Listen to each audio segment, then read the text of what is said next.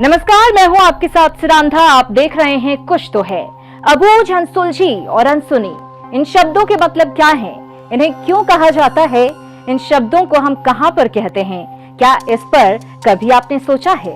अगर नहीं तो इन शब्दों को लेकर आपके सामने हाजिर हुए हैं हम, क्योंकि अबूझ, अनसुलझी और अनसुनी दास्तानों से रूबरू होंगे आप हमारे साथ सिर्फ कुछ तो है के इस मिस्ट्री शो के जरिए। आइए देखते हैं क्या है आज के एपिसोड में खास। हम यहाँ तक आए हैं, बहुत रिस्की है, खतरनाक है।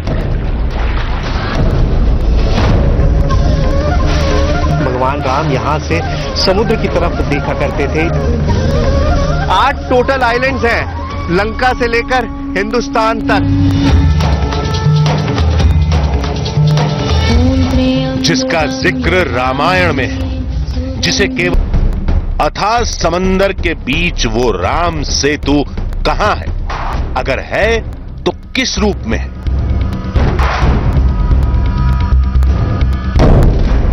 बहुत से सवाल थे, तो वो निशानियां भी मिलनी चाहिए जो रामायण में बताई गई। भारत और लंका के बीच वो 8 टापू जो राम सेतु का सबूत बनकर आज भी मौजूद है।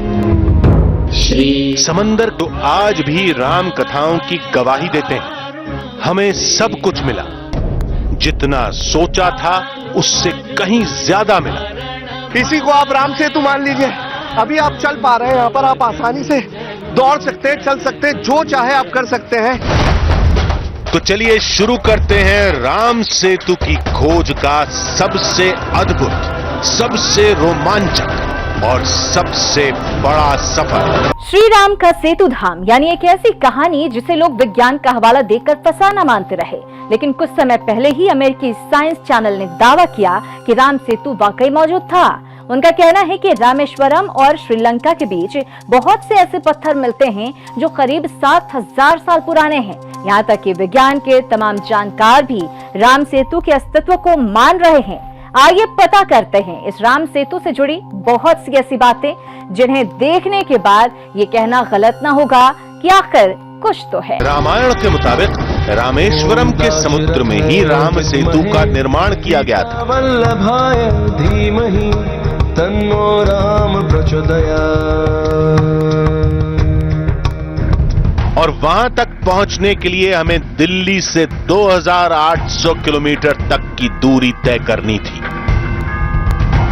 राम सेतु की खोज में हमारी टीम रामेश्वरम के लिए रवाना हो गई।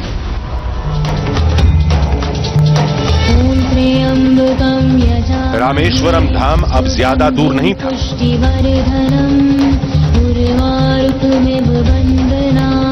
और जल्द ही हम रामेश्वरम में उस जगह पर पहुंच गए जिसका सीधा जुड़ाव श्री रामचंद्र से है।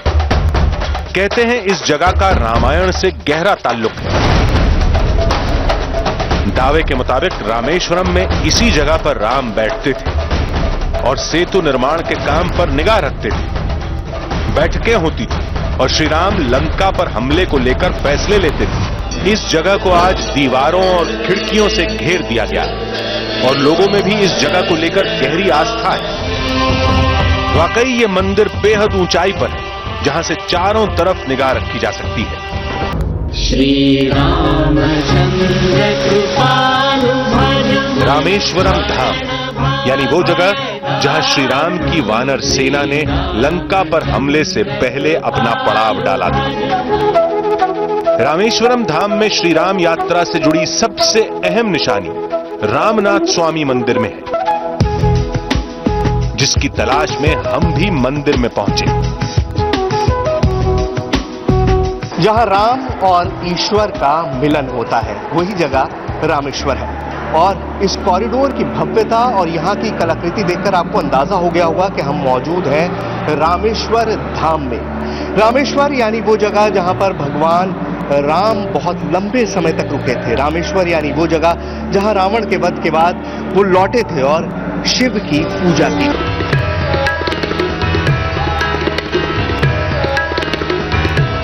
तो राम सेतु की तलाश में हम रामेश्वरम से 18 किलोमीटर दूर धनुषकोडी की तरफ रवाना हुए। रामेश्वरम और धनुषकोडी के बीच में हमें वो जगह मिली जहां राम सेतु से जुड़ी पहली निशानी दिखी।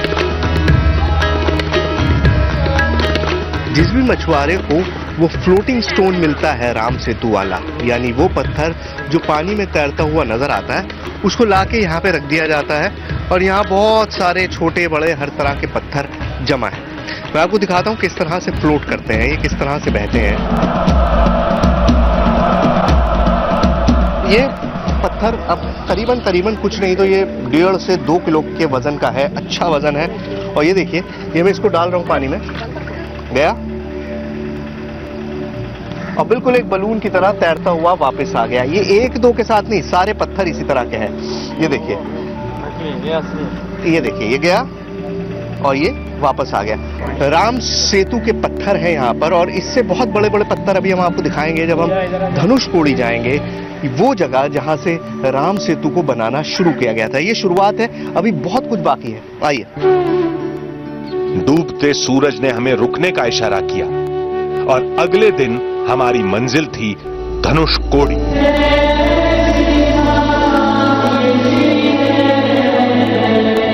अब हम उस सफर के लिए रवाना होने वाले थे जिसका एक ही लक्ष्य था, समुद्र की अनंत गहराइयों में श्री राम यात्रा की सबसे बड़ी निशानी राम सेतु की खोज।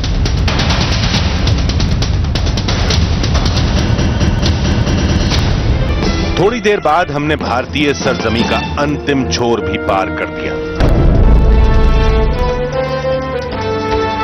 राम सेतु के बारे में हमने सुना था कि रावण से युद्ध के वक्त श्री राम के लिए वानर सेना ने पत्थर का सेतु बनाया था और ये सेतु पानी पर तैरने वाले पत्थरों से बना था। और रामेश्वरम के पास धनुषकोडी ही ऐसी जगह है जहां आज भी राम सेतु के होने का दावा किया जाता है। दूरी तो महज 18 किलोमीटर ही है, लेकिन राम सेतु को देखने की उत्सुकता हर मिनट भारी पड़ रही थी।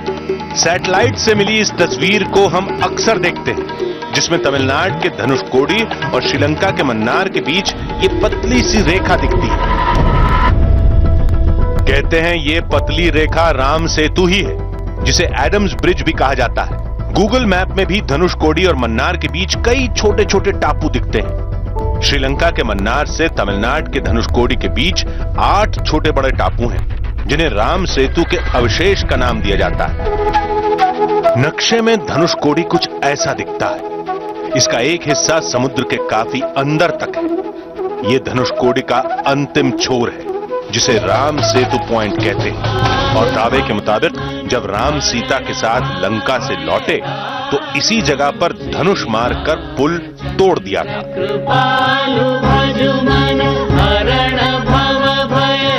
अब राम सेतु को अगर तोड़ा गया तो जाहिर है उसके अवशेष बाकी हैं, और जिस तरह से हमें सैटेलाइट से इमेजेस मिली है उससे भी ये लगता है कि राम सेतु एग्जिस्ट करता है। मतलब भारत से लेकर श्रीलंका तक वो पुल आज भी मौजूद है, और उसी पुल की तलाश में हम आगे जाने की कोशिश करेंगे। जाना समुद्र के रास्ते होगा, जमीन का रास्ता नहीं है, और समुद्र में जाहिर हम पैदल नहीं जा सकते, तो हम बोट का इंतजार करेंगे। कोस्ट गार्ड से हम लोग बात कर रहे हैं और भी कोशिश कर रहे हैं कि किस तरह से हम आगे जा सकते हैं और आपको वो राम सेतु दिखा सकते हैं जो आज तक आपने टेलीविजन पर नहीं देखा होगा।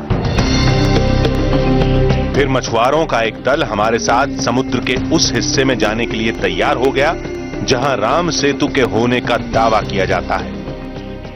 मछुआरों को रिक्वेस्ट करके ये बोट हमने हायर की है। बहुत रिस्की है, खतरनाक है, लेकिन ये कोशिश सिर्फ इसलिए हो रही है कि आपको टेलीविजन स्क्रीन पर वो हकीकत दिखा सकें जिसके बारे में आप सुनते बहुत हैं, लेकिन वो आंखों से आप नहीं देख पाएंगे कभी भी। आइए, हम वो कोशिश कर रहे हैं और आपको उस जगह तक ले जा रहे हैं जहां पर पानी वाकई इतना कम है इस समुद्र में कि पूरा रास्ता लंका और भारत एक से जुड़े हुए हैं। वो राम सेतु कहां है? आइए।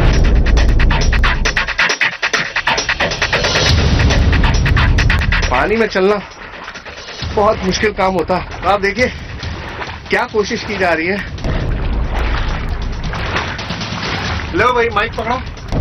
अब हम उस सफर के लिए रवाना होने वाले थे जिसका एक ही लक्ष्य था, समुद्र की अनंत गहराइयों में श्री राम यात्रा की सबसे बड़ी निशानी राम सेतु की खोज।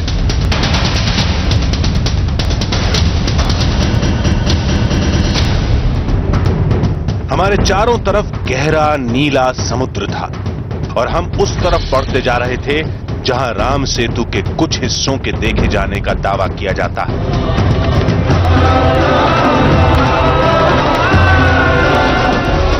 यहां से आगे हम समुद्र के उस हिस्से में पहुंच गए जहां दो सागरों का पानी मिलता है।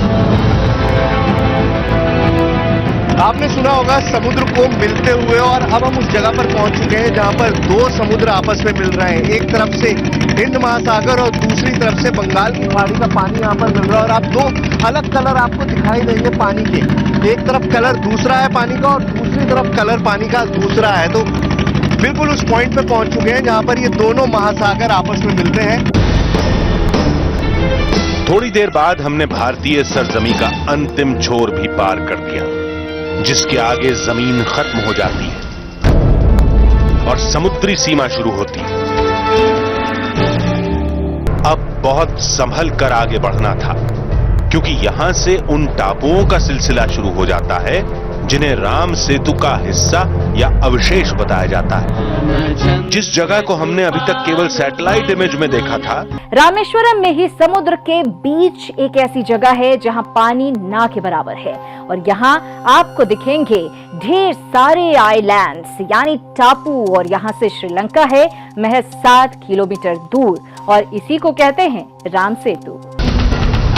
कुछ घंटे की यात्रा के बाद हम समुद्र के उस हिस्से में पहुंच गए जो है तो समुद्र के बीचों बीच, लेकिन गहरा बिल्कुल नहीं। कहते हैं यहीं से राम सेतु का इलाका शुरू हो जाता है। तो राम सेतु के इस पूरे इलाके में समुद्र आपको दिखाई दे रहा है दूर से दूर तक, लेकिन असल में इस समुद्र की हकीकत क्या है वो आप खुद देखिए। ये समुद्र सिर्फ इतना गहरा है कि इंसान के घुटनों तक पानी यहाँ पर आया है। अब बहुत संभल कर आगे बढ़ना था, क्योंकि यहां से उन टापुओं का सिलसिला शुरू हो जाता है जिन्हें राम सेतु का हिस्सा या अवशेष बताया जाता है। तो 3 आइलैंड्स का चक्कर काटने के बाद आखिरकार चौथे आइलैंड पर हम पहुंचे हैं, जहां पर हम उतर पा रहे हैं। यहाँ पानी इतना कम है, मैं आपको बताऊं कि बोट भी आगे तक नहीं जा पा रही है। फाइनली एक आइलैंड के करीब हमने रोका है, चौथे नंबर का आइलैंड है। इंडिया से लेकर श्रीलंका तक 8 आइलैंड्स हैं, इसी तरह के 8 टापू हैं। और अब मैं नीचे उतर के उस आइलैंड तक जाके आपको दिखाने की कोशिश करूंगा कि यहाँ समुद्र कितना कम गहरा है। अब हमारे कदम उस जगह पर पड़ने वाले थे जिसे राम सेतु कहा जाता है। राम सेतु तक पहुंचने के लिए क्या क्या करना पड़ रहा है आप खुद अंदाजा लगा सकते हैं, और इम्पॉसिबल के बराबर काम है ये। हमारे बोटमैन ने कहा कि अब आगे हम किसी कीमत पे नहीं जाएंगे, क्योंकि आप देखिए मिट्टी में बोट फंसने का पूरा खतरा रहता है। ऐसे हालात में बेहद मुश्किल होता है बोट को कंट्रोल कर पाना, और अगर बोट फंस जाए तो आप उससे निकल नहीं सकते। लेकिन यहाँ से लेकर श्रीलंका तक करीबन पानी इतना ही कम गहरा है जिसमें आप आसानी से चल सकते हैं, जैसे मैं चल पा रहा हूँ। और शायद इसी को हम राम सेतु के नाम से जानते हैं, क्योंकि जमीन पर आपके पांव टिके लेकिन आप समुद्र में खड़े हैं और आप आसानी से समुद्र में चल पा रहे हैं। और इससे बड़ा क्या सबूत होगा राम सेतु का। विश्वास नहीं हो रहा था, क्या ये वही स्थान है जहां कभी श्री राम खड़े थे? समुद्र का हिस्सा है बेसिकली, छोटा सा टापू है। अब इसी को आप राम सेतु मान लीजिए। यहाँ पर आप चल सकते हैं, और जब हाई टाइड आएगा तो पानी इतना ज्यादा हो जाएगा कि आप नहीं चल पाएंगे, लेकिन अभी आप चल पा रहे हैं। यहाँ पर आप आसानी से दौड़ सकते हैं, चल सकते हैं, जो चाहे आप कर सकते हैं, और शायद इसी को राम सेतु कहते हैं। श्री रामचंद्र। जिस जगह को हमने अभी तक केवल सैटेलाइट इमेज में देखा था, उस जगह पर, उस जमीन पर आज हम खड़े थे। ये एक अद्भुत एहसास था। ये समुद्र के बिल्कुल बीच में, फिर भी यहाँ सतह इतनी ऊपर है कि आराम से पैदल चला जा सकता है। आखिर ये कैसा अजूबा है? क्या इसी को राम सेतु कहा जाता है? समुद्र में जिस जगह पर हम इस वक्त खड़े हैं, यहां से श्रीलंका महज 7 किलोमीटर दूर है।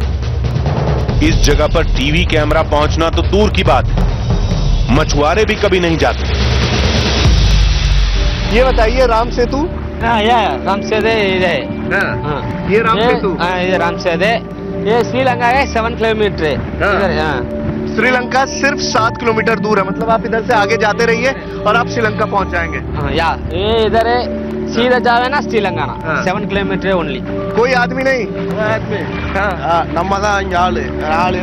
कोई आदमी नहीं है यहाँ पर, कोई आदमी कभी नहीं आया। आप भी पहली बार आए या आप आते हैं?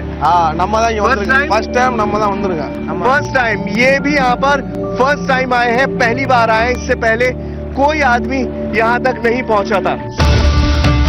जिसके बारे में केवल सुना गया था, जिसे देखना नामुमकिन की हद तक मुश्किल था, वो जमीन, वो जगह, वो माहौल पहली बार किसी टीवी कैमरे में कैद हो रहा था। और ये एक छोटा सा टापू है, ये देखिए, आप इसका पूरा सरकमफ्रेंस देखिए तो ये 1 मीटर या 2 मीटर के रेडियस में पूरा टापू है।